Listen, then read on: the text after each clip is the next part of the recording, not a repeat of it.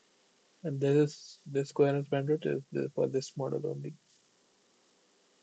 If you use a different model, the coherence bandwidth might change.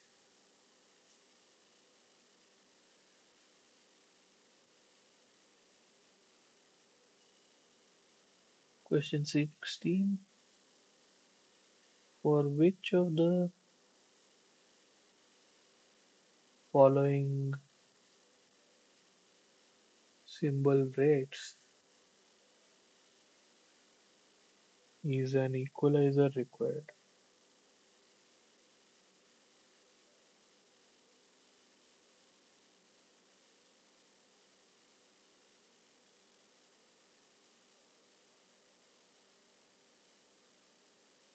So an equalizer is necessary. An equalizer is required if the delay spread is too much. And exactly how much that is, that depends on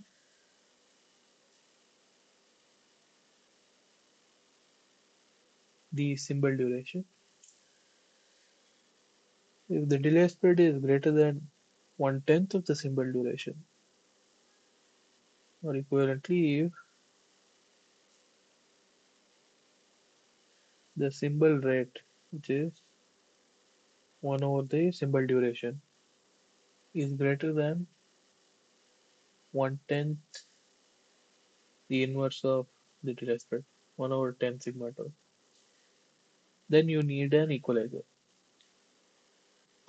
So you find out among the options given which of the symbol rates is greater than 1 over 10 sigma tau. For those symbol rates, you will need an equalizer.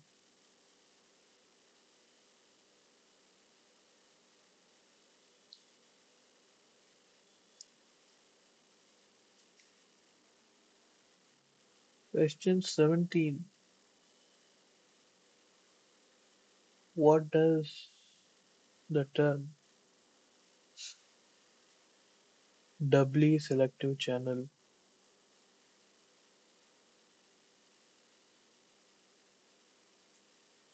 imply?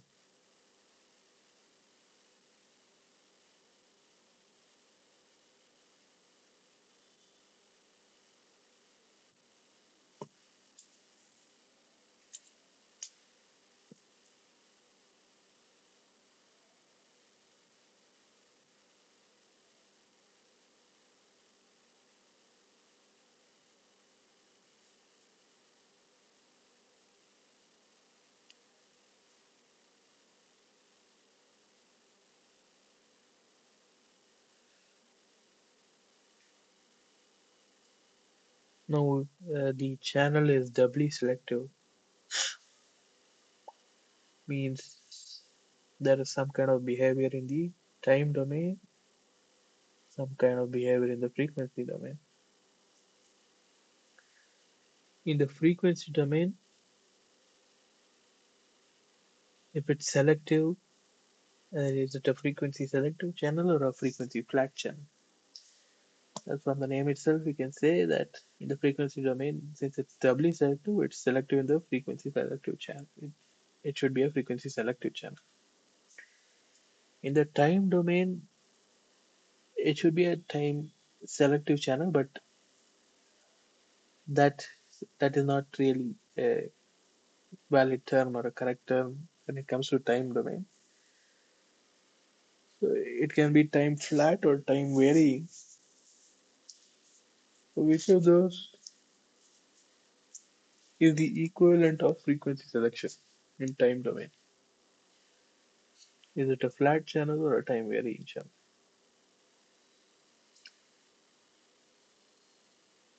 If it's time flat, that means it's the same for all time.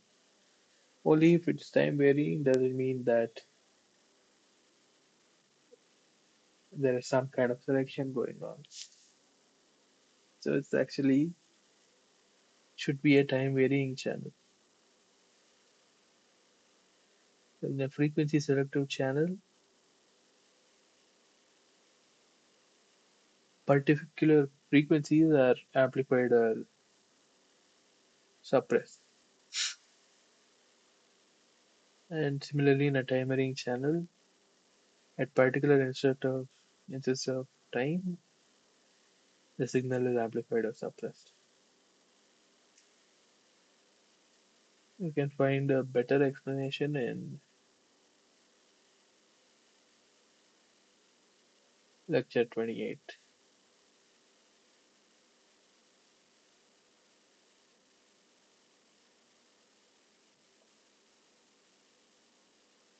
Question 18.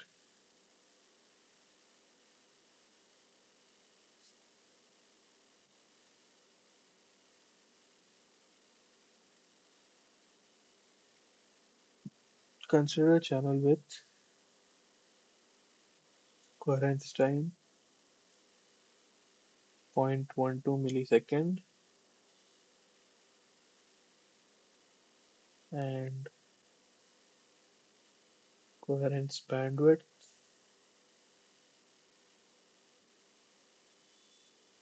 35 kilohertz.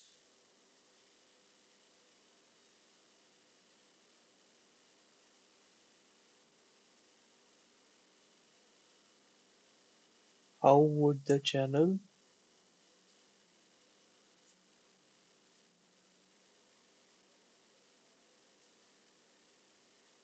appear to a signal with a bandwidth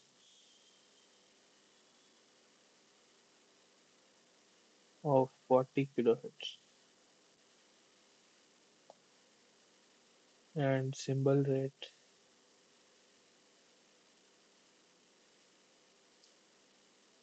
of 1 kilosymbol per second?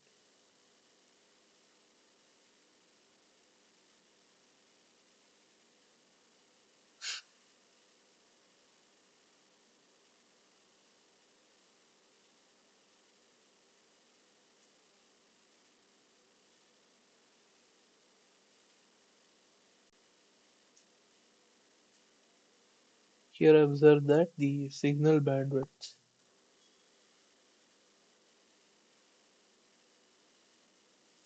is greater than the coherence bandwidth. So what does that make the channel? Will it make the channel frequency flat or selective?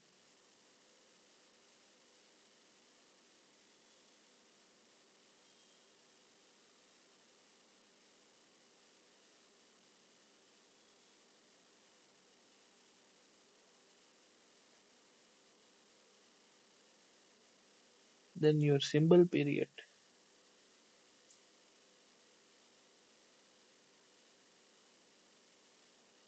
is the inverse of your symbol rate.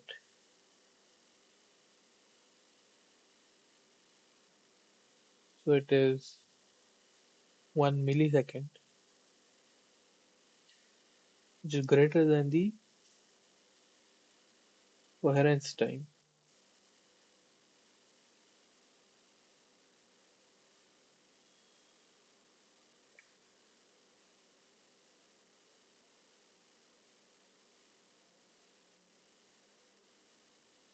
So what does that mean?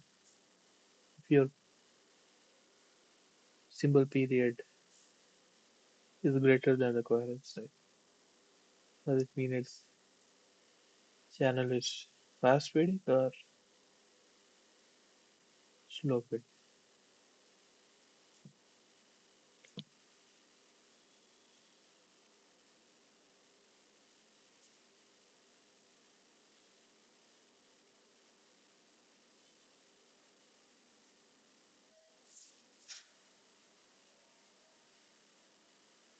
So I'll go through the answers once again briefly. For a good communication system, wireless communication system, which of the criterion are important. Robustness to multipath, fading, and interference. Yes, that is important. Spectral efficiency. Yes, that is important. Power amplifier efficiency. That is also important. Why they are important, you can go and see in lecture 20. Then the PDF of Bayesian distribution with four different trace factors is plotted below. Which one of them is the smallest? So as you can see with the variation in K, the PDF is showing the mean value. So mean value would be here somewhere. Mean value is spreading out. I mean, it's going further and further away, and the distribution is also spreading out. So for K1, the distribution is concentrated around the mean value, and for K4, it's less concentrated around the mean value. So K2 and K3 aren't really the smallest or largest. It should be K1 or K4. The actual answer is K1. K1 is the smallest. And for a better explanation, you can refer to lecture 23.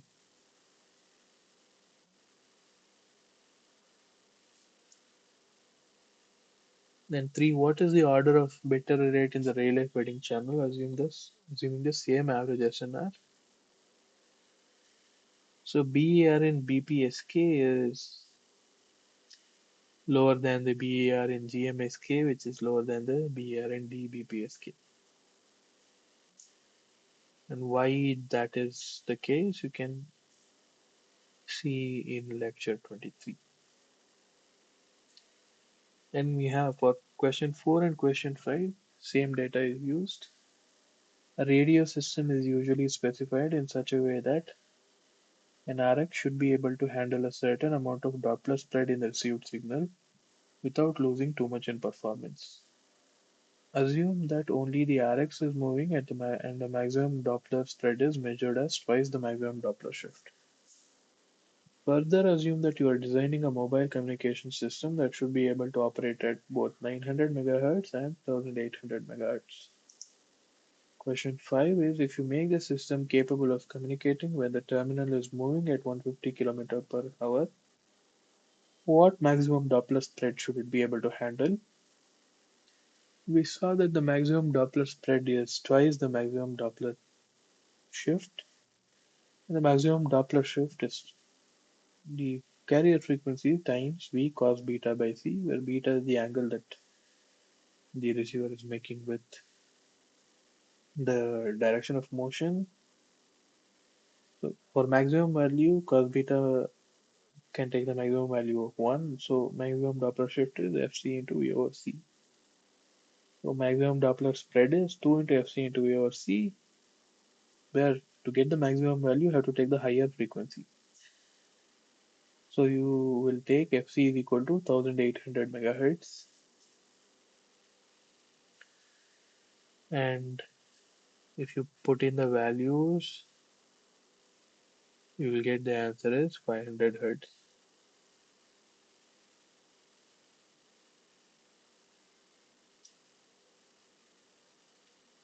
Then if you design the system to be able to operate at 150 km per hour when using the 900 megahertz band, at what maximum speed can you communicate if the 1800 megahertz band is used? So while designing, you assume the frequency is 900 megahertz. So you design the system to handle a maximum Doppler Dmax of 2 into 900 megahertz into V over C, where V was 150 km per hour. Now the Dmax is the same, but you increase the frequency to 2800 megahertz, which is double the earlier frequency. Now, if your Dmax remains the same, what is the maximum velocity you can travel with? So Dmax is proportional to the product Fc into V. If Fc is double, that means your velocity should be half. So the new maximum velocity is half of the old maximum velocity. Let the probability of error in AWGN for a particular modulation type be defined as PAWGN is phi e power minus 2 sigma, where sigma is the instantaneous SNR. What will be the probability of error in the Rayleigh fading channel with average SNR of 12 dB? The probability of error is given by 5 over 1 plus 2 sigma,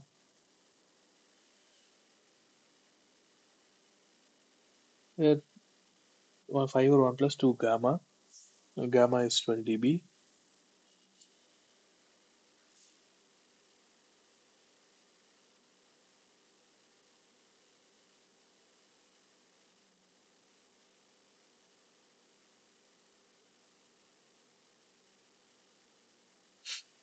Consider two users U1 and U2. U1 is a pedestrian walking much slower than U2 while U2 travels in a car at high speed. Which user will experience a highly correlated channel? U2 is traveling at a high speed, so the Doppler shift is maximum for U2. It's much higher for U2, and the coherence time is inversely proportional to the Doppler shift. So the coherence time is smaller for U2 compared to U1. We know that a higher coherence time means a highly correlated channel.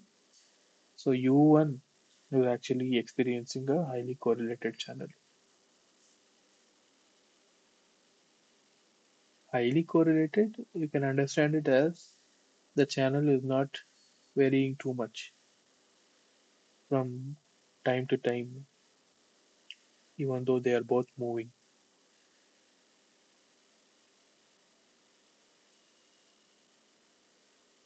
Next, for 8 to 12, the user is moving at 100 km per hour and the base station is communicating with the user through GSM network at frequency 2.7 GHz.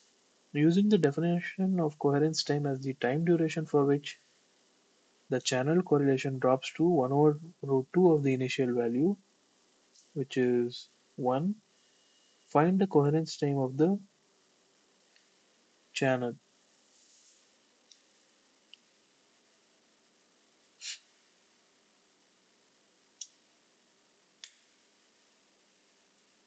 The Doppler shift is given by Ft is equal to Fc into V over C.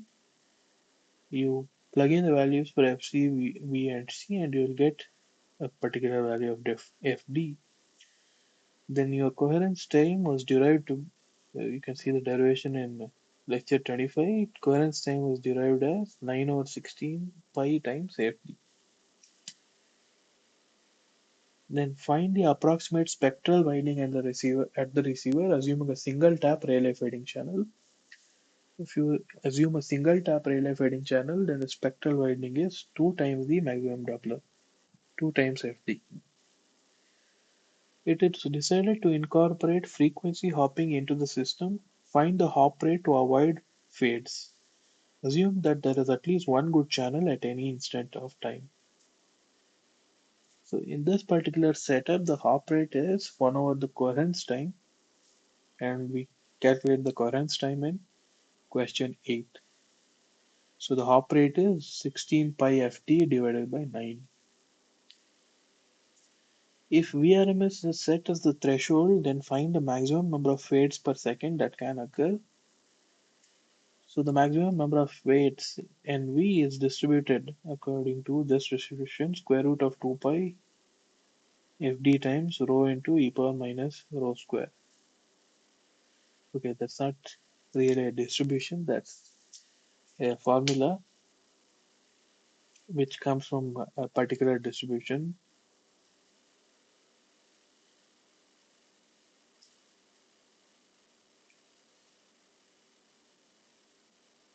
We are assuming a single tap Rayleigh fading channel. Okay, from that, but the value of rho is 1 because our V threshold is equal to VRMS. That will give you NV is square root of 2 pi into ft divided by e. Again, for the same setting, if Vrms is set as a threshold, then find the expected fade duration.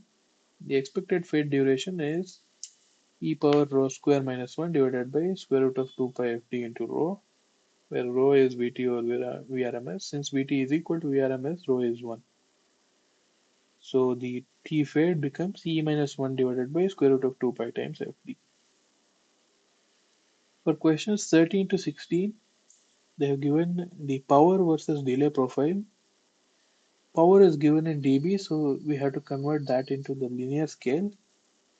Then you will get for 0 delay, power is 1, for delay of 3 microseconds, power is zero point 0.5, 5 microseconds, power is 0.25, 7 microseconds, power is 0.126, for 9 microseconds, power is 0.063, and for 11 microseconds, power is 0.032. When doing the calculation for delay and spread, the weights for the delay are exactly the received power. So the mean delay is the weighted average of the individual delays with weights as the power. So it's sigma tau I Ri divided by sigma Ri.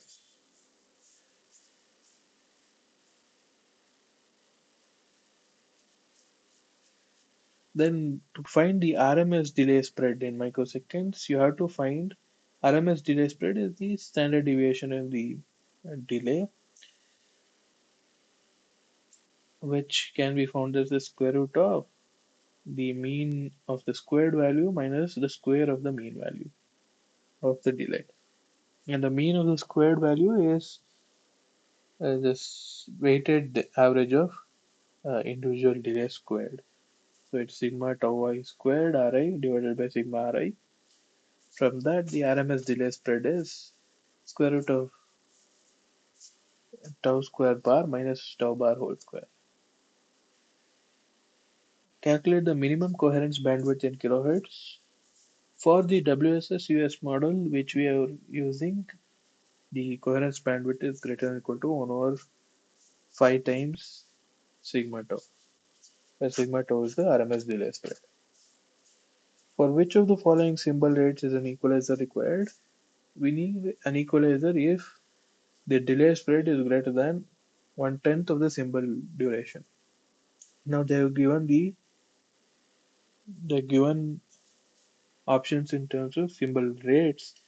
Symbol rate is the inverse of that symbol duration. So RS must be greater than 1 over 10 sigma tau if an equalizer is required. What does the term doubly selective channel imply? It implies that it is frequency selective and time selective, but a better term in the time domain would be that it is time varying. So a time varying frequency selective channel is doubly selective. Consider a channel with coherence time 0.12 millisecond and coherence bandwidth 35 kHz. How would the channel appear to a signal with a bandwidth of 40 kHz and symbol rate of 1 kilosymbol per second? Now we can see the signal bandwidth is 40 kHz, which is greater than the coherence bandwidth 35 kHz. And that means that the channel appears to be frequency selective for your signal. Then you can see that the symbol period, which is 1 over the symbol rate, 1 millisecond, is greater than the coherence time of 0.12 millisecond. That means your signal will experience fast fade. So it's a fast fading frequency selective channel. With that, I'll conclude this week's discussion.